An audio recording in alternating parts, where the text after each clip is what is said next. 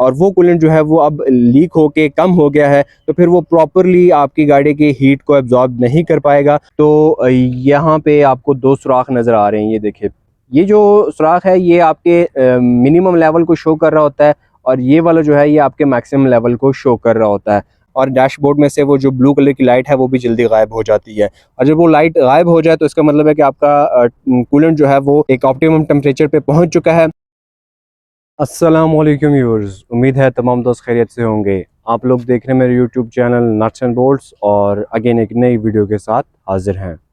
और व्यूअर्स, आज की इस वीडियो में हम एक बहुत इंपॉर्टेंट टॉपिक जो है वो डिस्कस करने वाले हैं। और आज हम डिस्कस करेंगे कि आपकी गाड़ी दौरान ड्राइविंग ओवरहीट क्यों होती है। आपने अक्सर औकात देखा होगा, स्पेशली हाईवेज़ पे और मोटरवेज़ पे, कि अक्सर लोग जो है वो साइड पे खड़े होते हैं और गाड़ी में पानी डाल रहे होते हैं कि पूछने पे पता लगता है कि उनकी गाड़ी हीट अप हो गई है। तो क्या वजूहात होती हैं जिसकी वजह से आपकी गाड़ी हीट अप हो सकती है या हीट अप हो जाती है? तो चलते हैं और वीडियो शुरू करते हैं।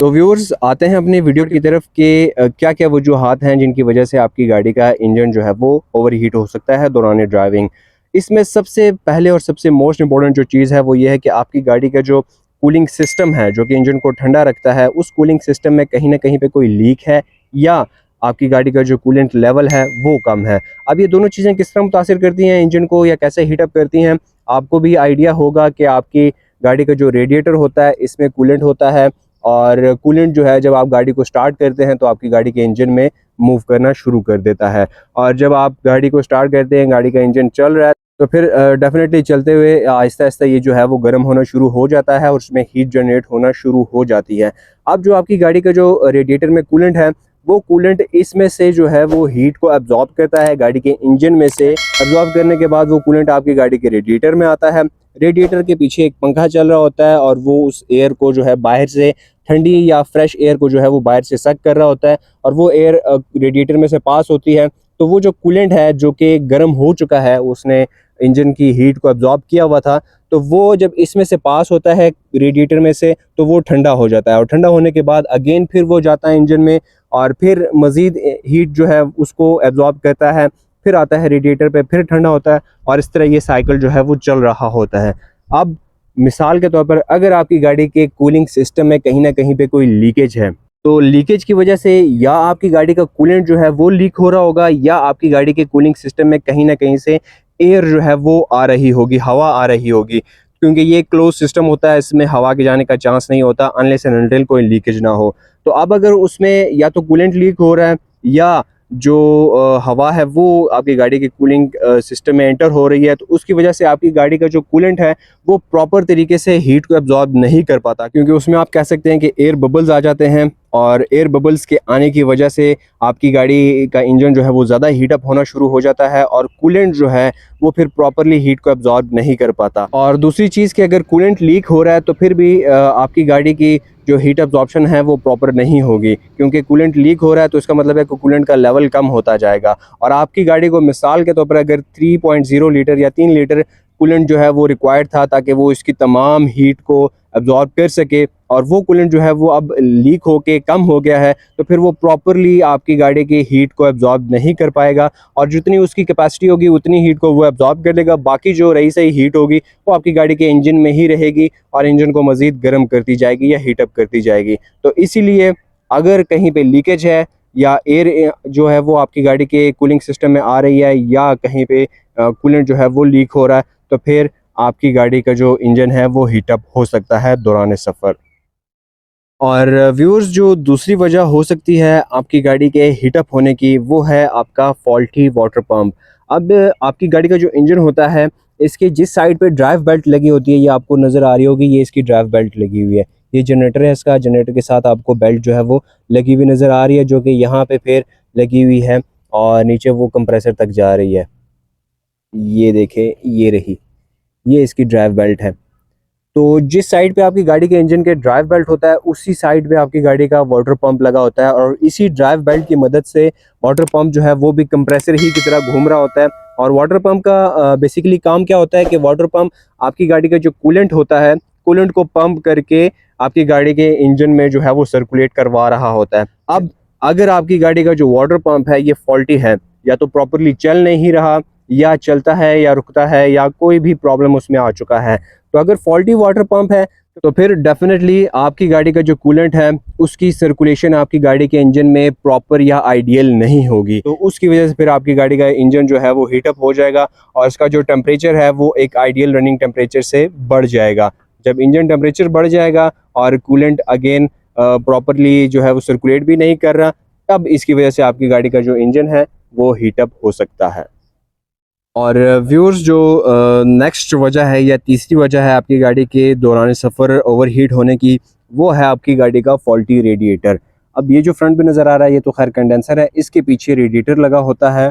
ये इस गाड़ी का रेडिएटर है, ये जो आपको नज़र आ रहा है, और ये रेडिएटर कैप है, और साथ ही नीचे वो रेडिएटर फ़ैन लगा हुआ है। ये वाला जो है ये आपको नज़र आ रहा है, ये रेडिएटर फ़ैन है। तो अगर आपकी गाड़ी के रेडिएटर में कोई मसला है या रेडिएटर फ़ैन में कोई मसला है, अब इससे क्या होगा, जब आपकी गाड़ी का कूलेंट जो है वो गाड़ी के इंजन में से हीट अब्जॉर्ब करके पहुंचेगा रेडिएटर की तरफ, तो रेडिएटर का काम है कि उस कूलेंट को ठंडा करे, क्योंकि वो गर्म हो चुका होता है, उसने हीट अब्जॉर्ब की होती है। अब वो कूलेंट जो है वो रेडिएटर में से पास होता है, और रेडिएटर के पीछे जो पंखा चल रहा होता है वो एयर को सक कर रहा होता है, ताकि वो कूलेंट जो है वो ठंडा हो जाए, और ठंडा होने के बाद अगेन इंजन की तरफ जाए और फिर मज़ीद जो है वो हीट को एब्जॉर्ब करे। इसी तरह ये साइकिल चलता रहता है। लेकिन जब कूलेंट आपकी गाड़ी के रेडिएटर में आएगा, और रेडिएटर में आने के बाद जो है वो या तो रेडिएटर फ़ैन जो है वो नहीं चल रहा, उसमें मसला है, या आपकी गाड़ी का जो रेडिएटर है ये क्लॉग हो चुका है, या बंद हो चुका है, या ब्लॉक हो गया है,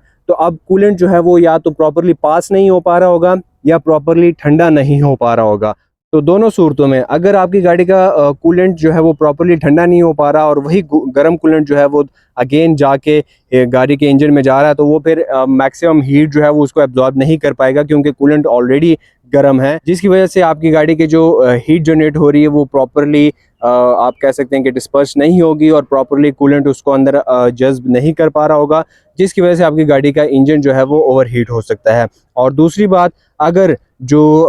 कूलेंट है वो प्रॉपरली पास ही नहीं हो पा रहा, या आपकी गाड़ी का रेडिएटर ब्लॉक है, तो ब्लॉक होने की वजह से जब कूलेंट प्रॉपरली पास नहीं हो पा रहा होगा, तो इंजन को प्रॉपर या जो रिक्वायर्ड अमाउंट ऑफ कूलेंट होती है वो नहीं मिल रही होगी, और जब रिक्वायर्ड अमाउंट ऑफ कूलेंट नहीं मिल रही होगी, तो वही जो थोड़ा थोड़ा कूलेंट उस गाड़ी के इंजन में जा रहा है वो इसकी मैक्सिमम हीट को एब्जॉर्ब करने की सलाहियत नहीं रखता होगा, क्योंकि जिस हद तक कूलेंट चाहिए होता है तो वो फिर उसके अगेंस्ट एक रिक्वायर्ड हीट होती है जो उसने लाजमी अपने अंदर एब्जॉर्ब करनी होती है। लेकिन अगर कूलेंट का लेवल ही कम है, जिस तरह मैंने पहले बात की थी पहले पॉइंट में, अगर लीकेज हो रही है कूलेंट की और लेवल ही कम है, तो वो मैक्सिमम हीट जो है वो एब्जॉर्ब नहीं कर पाएगा इंजन की, और कुछ हीट जो है वो आपकी गाड़ी के इंजन के अंदर ही रह जाएगी, जिसकी वजह से जब आप गाड़ी को ड्राइव करेंगे तो आपकी गाड़ी का जो आइडियल रनिंग टेम्परेचर है वो मेंटेन नहीं हो पा रहा होगा, और आपकी गाड़ी का इंजन ओवरहीट हो जाएगा।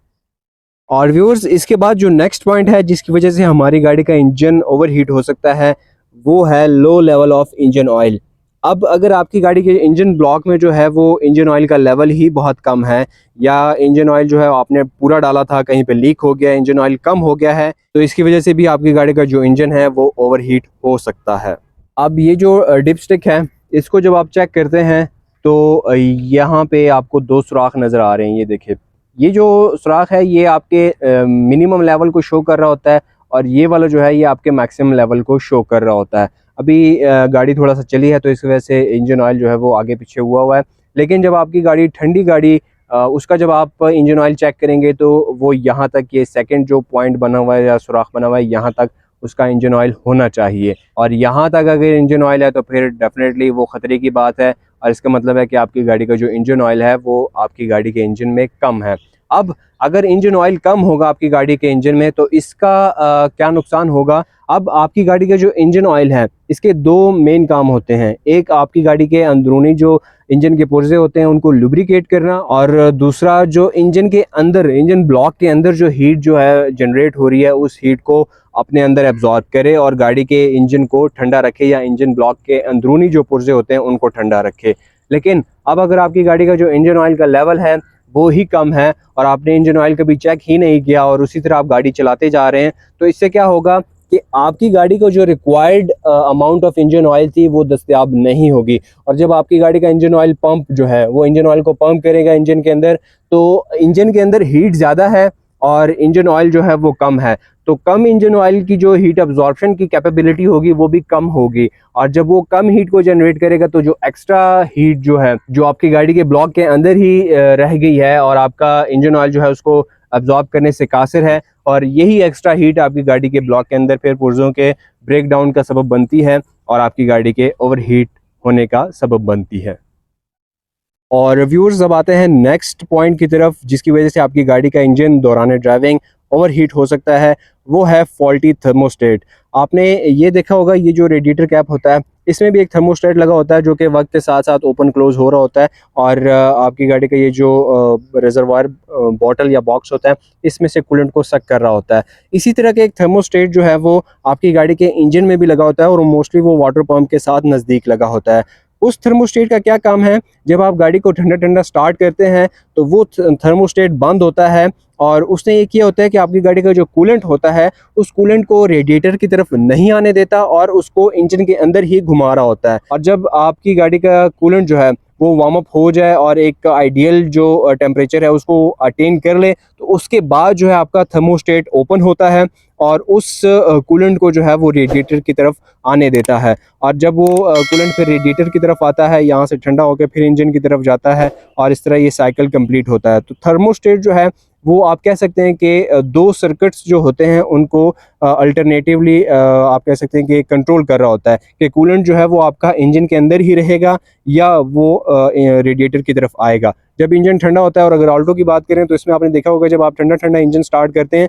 तो डैशबोर्ड पे आपको एक ब्लू कलर की लाइट शो हो रही होती है और वो इसी चीज़ को जाहिर कर रही होती है कि आपकी गाड़ी का रेडिएटर कूलेंट जो है वो भी ठंडा है। तो जब कूलेंट ठंडा होता है तो उस वक्त थर्मोस्टेट वॉल्व जो है वो बंद होता है, कूलेंट आपका इंजन के अंदर ही एक दो चक्कर लगाता है जिसकी वजह से वो जल्दी गर्म हो जाता है, जल्दी वार्म अप हो जाता है और डैशबोर्ड में से वो जो ब्लू कलर की लाइट है वो भी जल्दी गायब हो जाती है। और जब वो लाइट गायब हो जाए तो इसका मतलब है कि आपका कूलेंट जो है वो एक ऑप्टिमम टेम्परेचर पे पहुंच चुका है। उसके बाद थर्मोस्टेट ओपन होता है और वो कूलेंट इंजन से मूव करता है रेडिएटर की तरफ, रेडिएटर में से फिर वाटर पंप, और इस तरह वो एक अपना सर्कल जो है वो कंप्लीट कर देता है। तो अगर आपकी गाड़ी का जो थर्मोस्टेट है, थर्मोस्टेट वॉल्व भी कहते हैं उसको, अगर वो ख़राब है, वो प्रॉपरली वर्क नहीं कर पा रहा या वो ओपन क्लोज नहीं हो पा रहा प्रॉपरली, तो जब आपकी गाड़ी का जो कूलेंट है वो उसने रोक के रखा हुआ है और उसको जो है रेडिएटर की तरफ नहीं आने दे रहा, इंजन के अंदर ही जो है वो उसको सर्कुलेट करवा रहा है, तो फिर एक ख़ास हद तक तो आपकी गाड़ी का कूलेंट जो है वो हीट को एब्जॉर्ब करता रहेगा। लेकिन अगर वो कूलेंट जो है वो ठंडा ही नहीं हो रहा और उसमें मज़ीद जो हीट है उसको एब्जॉर्ब करने की सलाहियत नहीं है, तो इसकी वजह से इंजन ब्लॉक जो है वो गर्म हो जाएगा, इंजन आपका हीटअप हो जाएगा।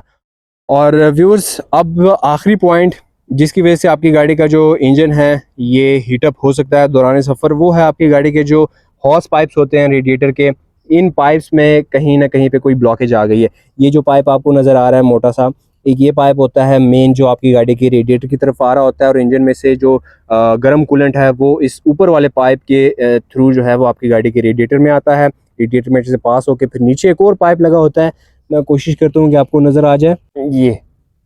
ये वाला जो पाइप है ये एक दूसरा पाइप है मोटा सा, ये आपको नज़र आ रहा है। तो एक ये पाइप होता है, ये जो पाइप होता है जो नीचे से गया होता है, ये आपकी गाड़ी के रेडिएटर में से ठंडा कूलेंट जो है वो इस पाइप के थ्रू आपकी गाड़ी के इंजन तक जाता है, यहाँ तक आता है। और ये मेरा ख्याल है गालिबन इसका जो है वो वाटर पंप लगा हुआ है, क्योंकि वो पाइप जो है वो यहाँ पे आ रहा है और फिर यहाँ से वो पंप होके अगेन फिर आपकी गाड़ी के इंजन की तरफ जाता है। तो अब अगर इन केस आपकी गाड़ी के जो हॉर्स पाइप्स हैं रेडिएटर के, अगर इन पाइप्स में कहीं पे भी कोई भी ब्लॉकेज है, अगेन वही बात होगी कि कूलेंट जो है वो प्रॉपर मूव नहीं कर पा रहा होगा, तो कूलेंट का जो फ्लो है वो मुतासिर है, लीकेजेस हैं कहीं पे, या हॉर्स पाइप जो है वो कहीं पे कटे हुए हैं, कहीं पे फटे हुए हैं, और उसकी वजह से जो कूलेंट है वो लीक हो रहा है या प्रॉपरली सर्कुलेट नहीं कर रहा, तो आपकी गाड़ी का इंजन जो है वो हीटअप हो जाएगा, और या इवन के ऐसे सूरत में आपकी गाड़ी की जो गैसकेट है वो भी जल सकती है। जी तो व्यूअर्स, ये थी हमारी आज की वीडियो और आई होप कि आपको आज की वीडियो भी पसंद आएगी। अगर वीडियो अच्छी लगे तो लाइक ज़रूर कीजिए और अपने दोस्तों के साथ भी शेयर कीजिए, और इसके साथ साथ चैनल को सब्सक्राइब करना मत भूलिए। इसी के साथ नेक्स्ट वीडियो तक के लिए दुआओं में याद रखिएगा। इजाज़त दीजिए। अल्लाह हाफिज़।